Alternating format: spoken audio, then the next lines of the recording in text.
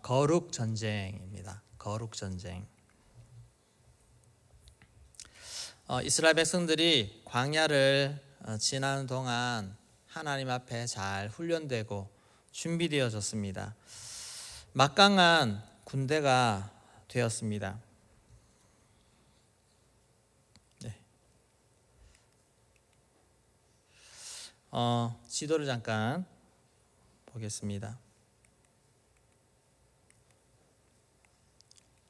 네, 여기 지금 표시되는 이 부분이 빨간 선은 이스라엘 백성들이 광야에서 가나안 동편을 점령해 가는 그런 여정들, 그리고 여리고 그 요단강을 건너기 전까지 여정인데, 모압이라고 하는 지역 위치가 여기에 있습니다. 여기 있고, 이 모압을, 에돔과 모압을 지나가는 경로가 이제 이렇게 표시되어 있는데, 이 경로는 학자들마다 조금씩 다르긴 한데, 아무튼 모압을 비켜서 지나서 모압을 건너기 전이 아니라 모압을 비켜 지나갑니다. 지나가서 여기서 아모리 왕 시온과 전투를 벌입니다.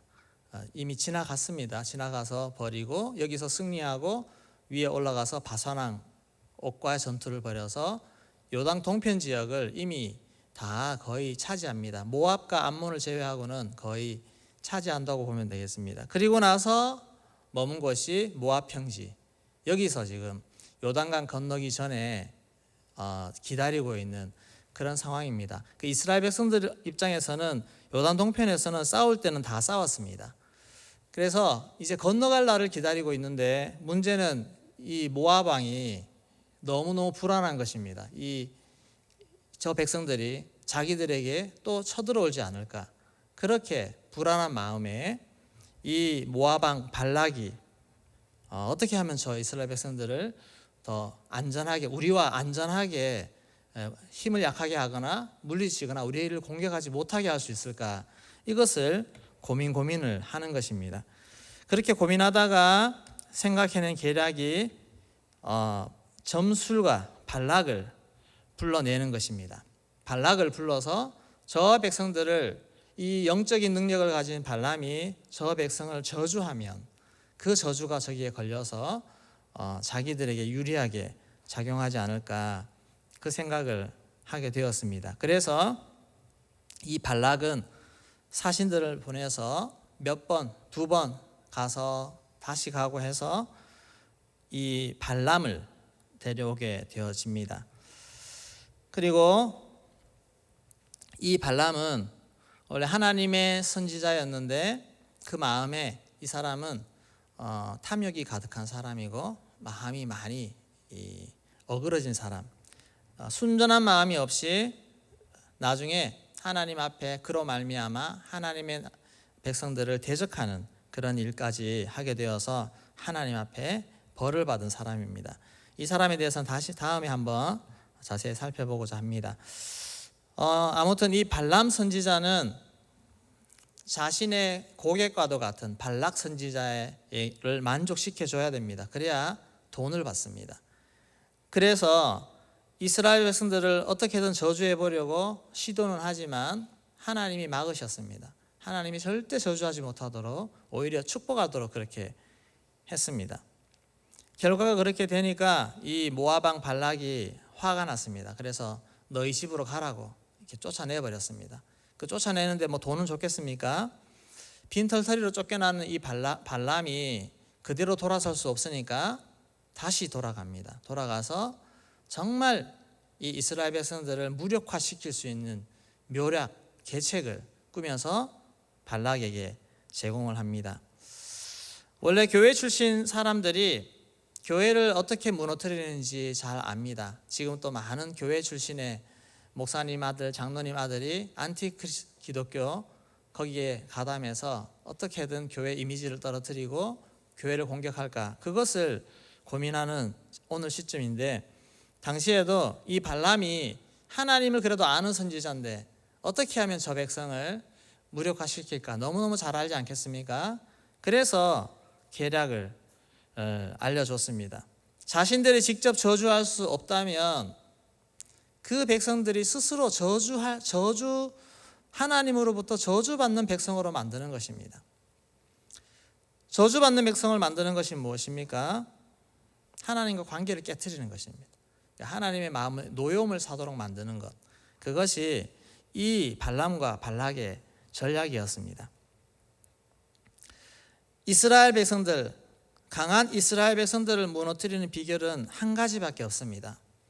그의 힘의 근원이 되는 하나님과 관계를 깨트리는 것, 그것은 바로 범죄하게 만드는 것입니다. 죄를 짓게 만드는 것. 오늘 우리들도 마찬가지입니다. 주 안에 거하는 우리 하나님의 자녀는 사실은 아무도 건들 사람이 없습니다. 주 안에 거하는 우리는 강력합니다. 그만큼 하나님의 보호하심, 하나님과 관계가 얼마나 중요한가, 이것을 우리가 알 수가 있습니다. 언제 무너지게 됩니까? 죄가 들어올 때 무너지게 되어집니다. 죄가 하나님과 우리 사이를 갈라놓습니다. 그러면 하나님의 보호하심이 사라집니다.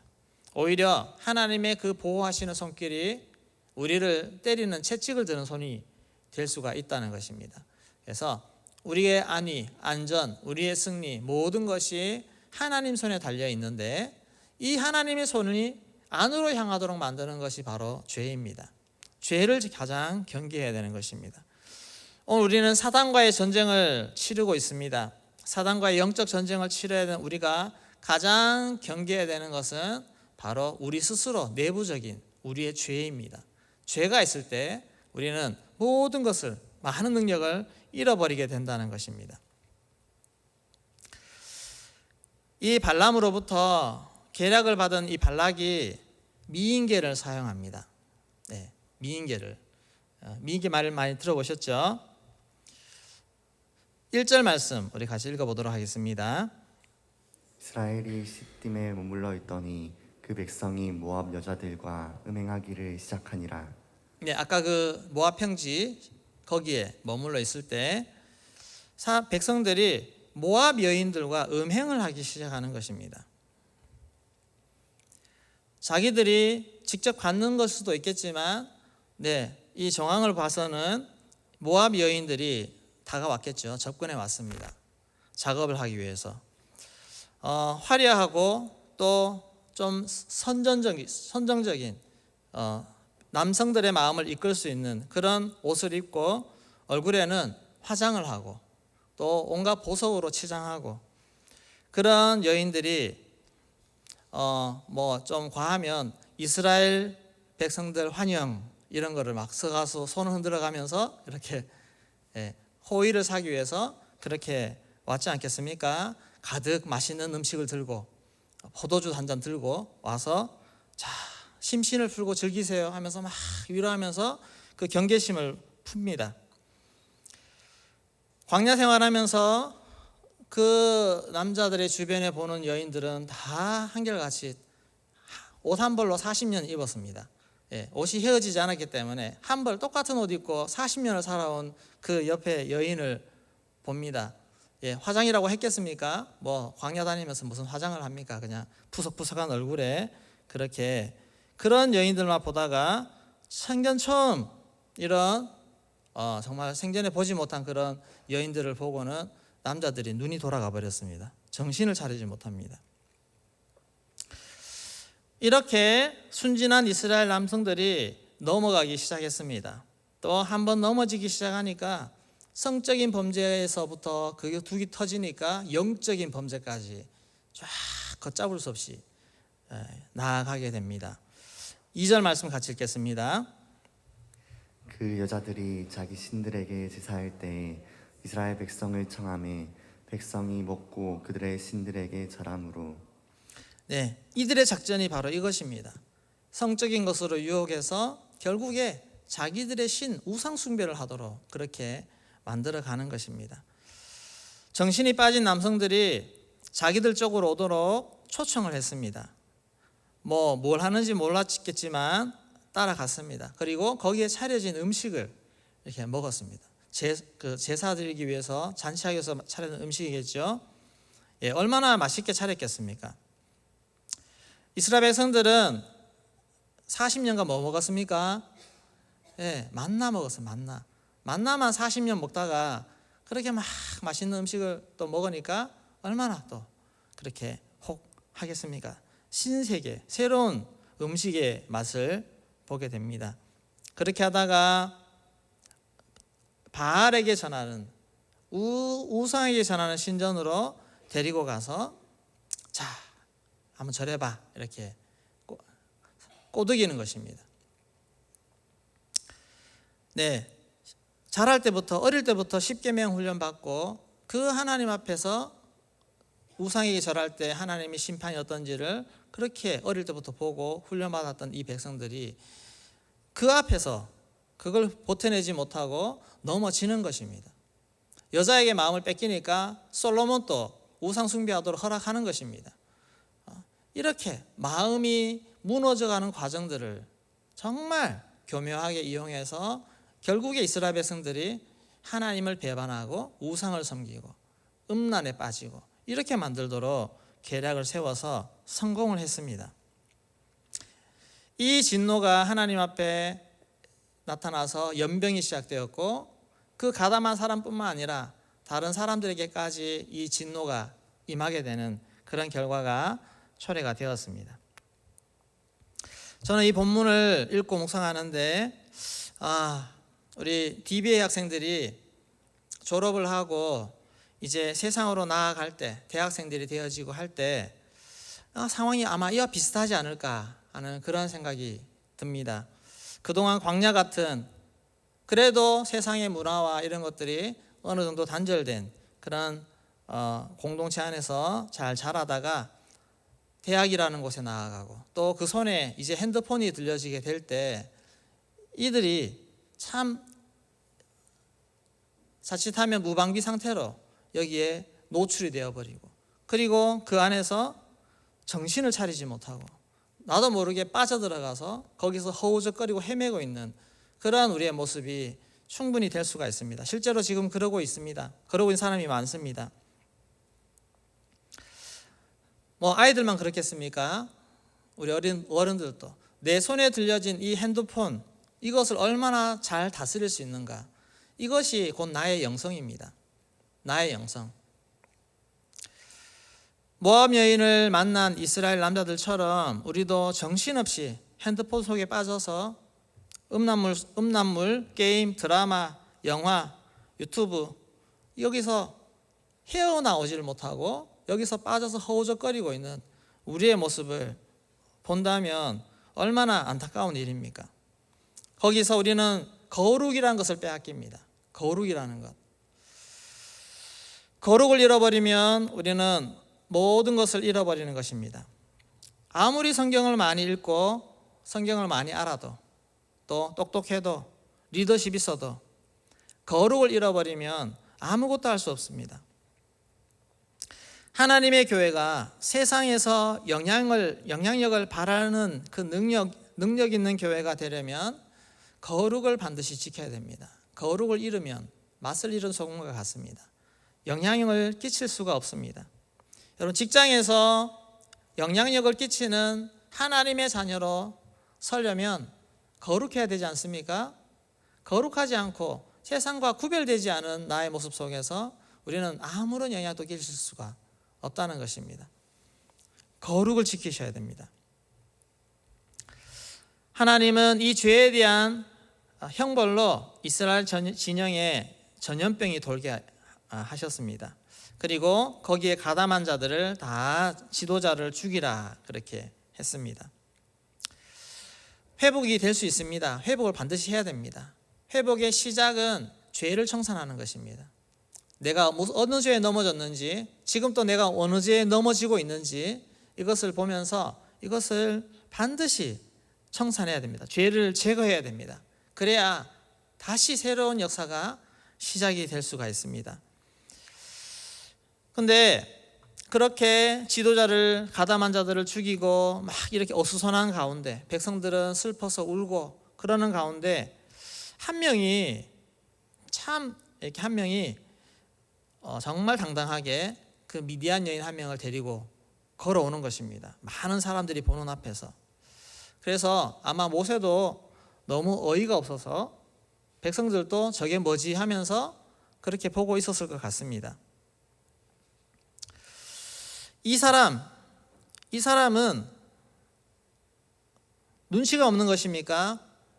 저렇게 죄를 청산한다고 하고 심판도 하고 사람도 죽이고 하고 있는 가운데서 이 사람은 어찌 당당히 회중 앞에 그 여인을 데리고 지나가고 가겠습니까?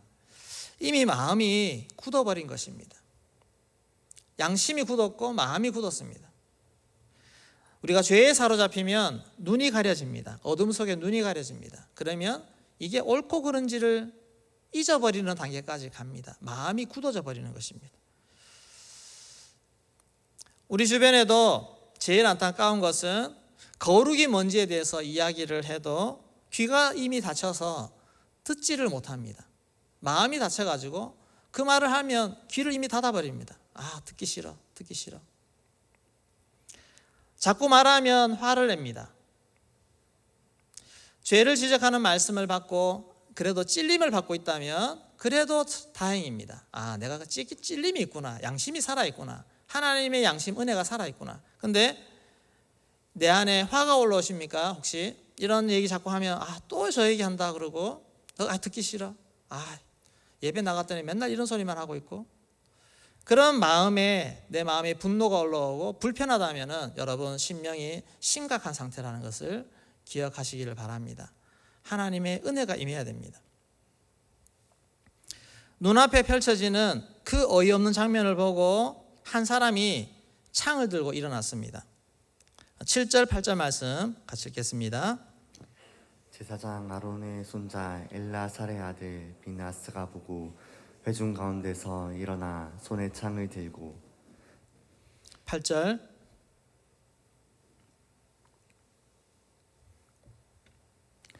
그 이스라엘 남자를 따라 그의 막사에 들어가 이스라엘 남자와 그 여인의 배를 꿰뚫어서 두 사람을 죽이니 연병이 이스라엘 자손에게서 그쳤더라. 아론의 손자입니다. 엘라살의 아들 비느하스가 저 모습을 보고, 같은 젊은이 아니겠습니까? 이 비느하스가 아마 같은 연배인 것 같은데 그 모습을 보고 하나님의 거룩한 마음의 분노를 가지고 창을 들고 일어났습니다. 그리고 거기 따라가서 창으로 찔러 죽였습니다. 이 분노는 마치 다윗이 하나님을 모독하는 골리앗을 보고 그 마음에 주체할 수 없는 분노가 일어나서 그 앞에 나아가는 것과 똑같습니다. 거룩한 분노입니다. 그런데 이 마음을 하나님이 기뻐하신다는 것입니다. 하나님이, 이 분노는 하나님의 마음과 같은 심정이기 때문에 그렇습니다. 하나님은 이 비느하스를 칭찬하셨습니다. 11절 말씀 같이 읽겠습니다. 아론의 손자 엘라살의 아들 비느하스가 내 질투심으로 질투하여 이스라엘 자손 중에서 내 노를 돌이켜서 내 질투심으로 그들을 소멸하지 않게 하였도다. 내 질투심으로 질투하였다고. 그래서 그 질투심이 오히려 하나님의 노를 돌이켰다, 그렇게 말합니다. 하나님은 아마 이 전염병을 통해서 더 많은 사람들을 벌하시기로 작정하신 것 같습니다. 근데 그 비느하스가 하나님의 분노를 발해서 그 자를 죽이는 그 순간 이 전염병이 그쳤습니다. 하나님의 노가 진정이 되었습니다. 우리는 죄에 대해서 어떤 태도를 취해야 됩니까? 분노해야 됩니다. 죄에 대해서 하나님의 마음을 가지고 죄에 대해서 분노해야 됩니다. 나의 죄에 대해서도 여러분 분노하시기를 소망합니다. 혹시나 죄에 넘어졌습니까? 그리고 그 다음날 여러분 분노하며, 자신을 향해 분노하며 회개하며 울며 나아가서 그 죄를 청산하시기를 바랍니다. 그래야 하나님 기뻐하십니다. 또 죄에 넘어진 자들을 봅니까? 하나님의 마음을 가지고, 물론 사람은 사랑하지만 그러나 죄에 대해서는 정말 분노하는 마음으로 하나님 앞에 나아가야 됩니다. 그리고 그들을 건져내야 됩니다. 하나님처럼 죄에 대해서 비느하스처럼 분노하는 우리 청년들 없나요? 죄에 넘어지고 죄에 억지로 버티고 있는 모습이 아니라 죄를 향해서 분노하는 하나님의 사람. 음란물, 게임 다 지우고 이 핸드폰 하나, 이것이 하나님의 거룩한 도구로 쓰여지길 원합니다라고 하나님 앞에 올려드리는, 그렇게 거룩하게 살아가려고 애쓰는 그런 하나님의 사람이 없나요? 이것이 청년만의 문제겠습니까? 오늘 우리 모두의 문제가 아닙니까? 영적 전쟁입니다. 사단은 우리에게 와서 우리의 거룩함만 무너뜨리면 승산이 있다고 생각합니다. 거룩함이 무너지면 우리는 모든 영적인 힘들을 다 잃어버리기 때문에 우리는 목숨 걸고 거룩함을 지켜야 될 줄로 믿습니다. 핵심을 파악하십시오. 거룩함을 지켜야 됩니다. 거룩함을 지키는 것이 우리의 능력입니다. 거룩하기만 하면 하나님은 내 편이 되어 주십니다. 거룩하신 하나님이 거룩한 하나님의 자녀를 보호하는 것이고 대신 싸워주시는 것입니다. 하나님 앞에 우리의 모습이 어떤 모습이 되어야 되는지 꼭 기억하시고 이 거룩한 싸움, 거룩 싸움 전쟁에서 꼭 승리할 수 있기를 소망합니다. 넘어져서 허우적거리고 있습니까? 다시 일어나야 됩니다. 다시 회복해야 됩니다. 하나님, 이 죄악과의 싸움에서 우리가 물론 주님 나라 갈 때까지 평생 싸워야 되겠지만, 그러나 주님 의지하여서 늘 승리할 수 있는 우리의 모습 되게 하여 주시옵소서. 하나님의 거룩함을 더 경험하고 하나님의 영광을 더 경험할 때 세상의 더러운 죄들은 오히려 스스로 물리칠 수 있는 그런 하나님의 영광 안에 살아가는 우리가 되어지기를 소망합니다. 주의 거룩한 말씀, 또 주님의 거룩한 임재하심 앞에 늘 나아갈 때 우리의 모습들이 얼마나 하나님 기뻐하시는 모습 속에서 기쁘게 나아갈 수 있겠습니까? 오늘 새벽에 찬양처럼 예배할 때 내 영이 춤추게 하소서. 여러분, 예배할 때 기뻐하는 것은 우리 영이 죄가 없을 때입니다. 예배가 별로 달갑지 않고 반응이 없는 것은 내 영혼이 뭔가 죄가 끼어 있는 것입니다. 하나님 앞에 그렇게 회복되기를 소망합니다. 왜 기쁨이 없지요? 왜 힘이 없지요? 감격이 없지요? 우리 안에 죄가 있기 때문에 그렇습니다. 죄를 청산해 보십시오. 그러면 은혜가 살아납니다. 회복되었습니다. 하나님 앞에 이런 모습으로 나아갈 수 있기를 주의 이름으로 축원합니다. 우리 찬양 회복시키소서. 한 번 더.